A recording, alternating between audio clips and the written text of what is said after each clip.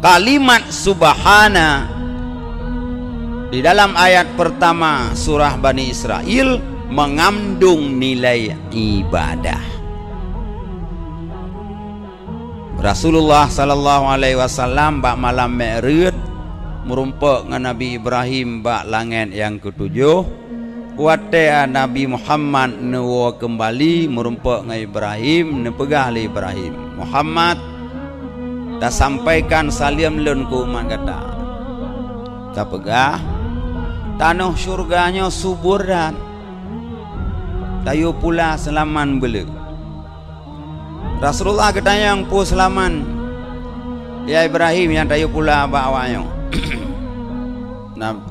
Nabi Ibrahim dia jawab, perbanyakkan baca subhanallah walhamdulillah wala ilaha illallah wallahu akbar wala haula wala quwata illa billah.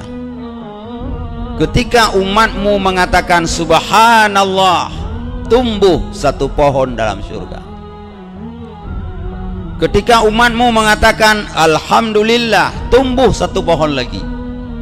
Subhanallah satu pohon, walhamdulillah satu pohon, wala ilaha illallah satu pohon, wallahu akbar satu pohon, wala haula wala quwata satu pohon.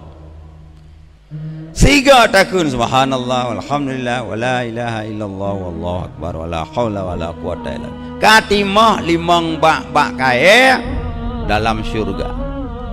Bayangkan kalau seseorang umat Muhammad mengatakan kalimat itu beribu kali dalam satu hari, berapa kebun surga dia sudah menanamkan pohon-pohon yang akan dinikmati ketika dia meninggal.